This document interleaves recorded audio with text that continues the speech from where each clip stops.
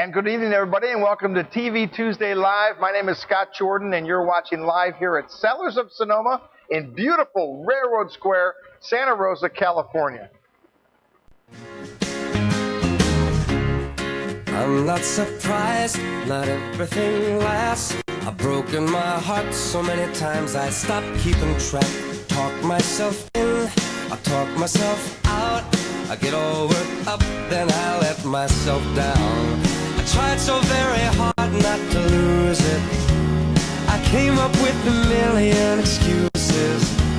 I thought of every possibility. And I know someday that it'll all turn out. You'll make me work so we can work. And good evening, everybody, and welcome to TV Tuesday Live. My name is Scott Jordan, and we are here at Cellars of Sonoma in beautiful Railroad Square, Santa Rosa, California. First-time viewers, real simple.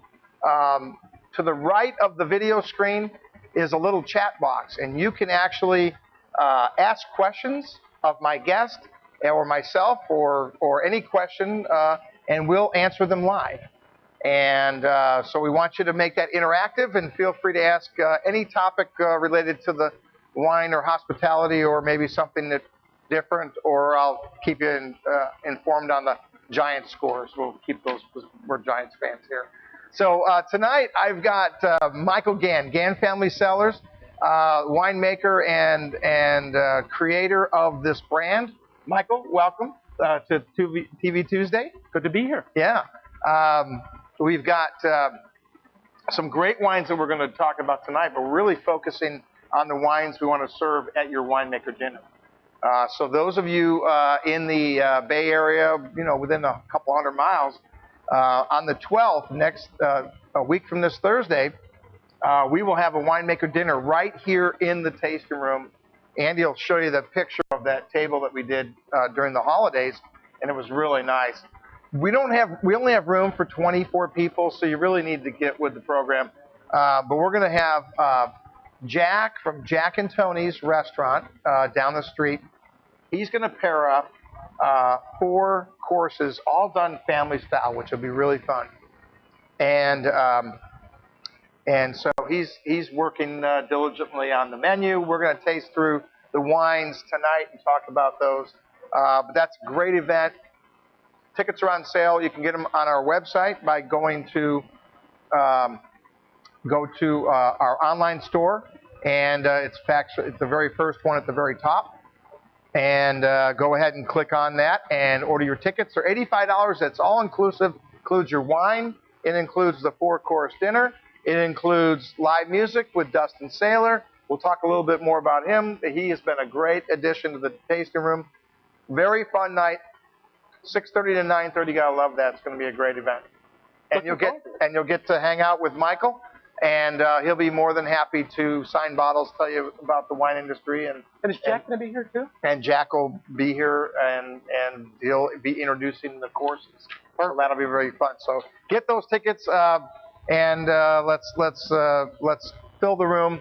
But again, I can only have 24. It's pretty small. So things are progressing right along. I noticed the bud break. Those of you that are from other parts of the country, this is kind of a tricky time that we just went through, because once those vines push a little bit, right, then that becomes a risk, because even though it was, close to 80 degrees today, maybe even more, it could cool down, at freezing. Absolutely. Right? But I think we're through that. I think the good news is it's going to be 90. Tomorrow's going to be our first 90-degree Sorry, day. Dan, I know, Bev. I know what the temperature is, okay? You're going to have a frost warning tomorrow. Sorry about that. Our first 90-degree day, which is pretty exciting. So I think we're through the frost risk for this, knock on wood. Yeah, right. But it looks like now that we're into May, I think the risk is pretty darn low, and I think we're clear going forward. Well, and we had a lot of rain, and I think we had plenty of rain. I don't think we have any issue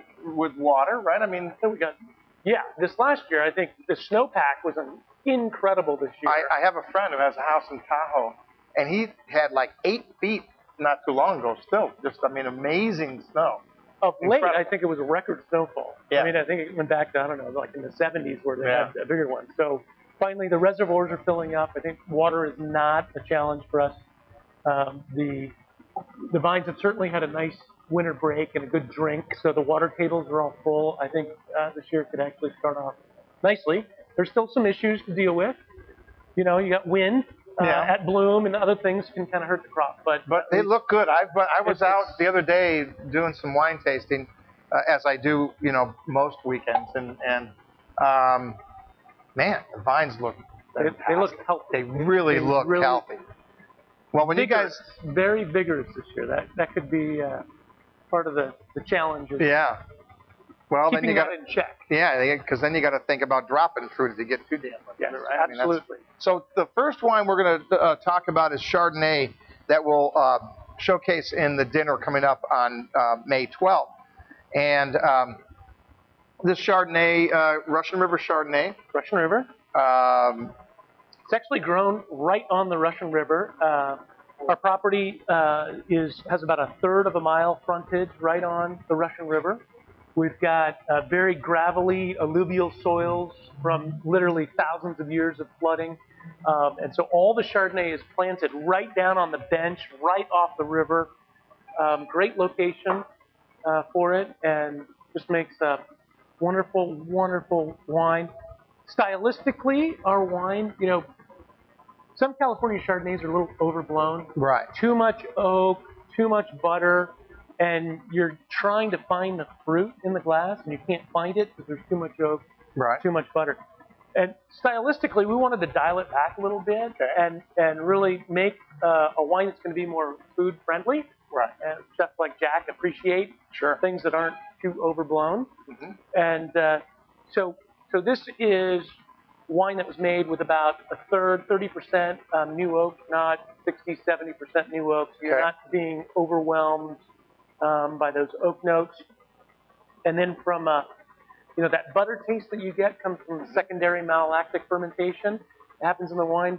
Only about 80% of our barrels go through malolactic. So the other 20 is not. So the other 20 is not and clean, and so it gives it not quite that overblown butter note to it. So it gets a little creaminess, but not that popcorn butter. There is a hint of it, but it's not overwhelming. And retail price on that? $25. $25. Now, and I do this every week, and we've been broadcasting. We were just talking before we went on air, live, that this is probably at least over 100 shows that we've done. And I challenge people all the time. And if you can go out and find a Russian River Chardonnay, estate grown, right? 90 plus points from one of the major wine magazines. You gotta love that, 90 points. Under $25, good luck, okay? I mean, you just don't see it. And small production. Yeah. Not one of these 50,000, 100,000 case You had your hand in every small. barrel. So, okay, got a question from the team. Let's hear it. So, from Dan, Mr. Gann, love to hear how you 2010 wine. Ooh. Interesting. So the question is from Dan. Dan, good to hear from you. The question is, how are the 210s coming along? That's a tough question for me to answer because I am so focused on selling the 2005, 2006, 2007, 2008, and 2009 vintages that I'm really not paying that much attention to 2010 wines right now, to be brutally honest. Okay. You know, this economy has really been a challenge to the higher segments of the, you know, the $15, $20 and up wine segment. Right. And, you know, it's been, if you look at the restaurants across the country, you know, people are not out eating, and if they are, they're not necessarily buying wine off the list. They might be dragging a bottle with them and paying corkage for it. So there is some inventory challenges, and we're part of that inventory challenge. So I guess, you know, the question comes non-answer? up. The question comes up a lot because 2010 was such a difficult growing year, and so some people have seen the fruit and were okay with it. The yields were down. There was a lot of challenges. We're going to take a break. Those of you that are watching live, we're not going anywhere. We'll keep talking about the wine, and we're going to have a little bit of cheese as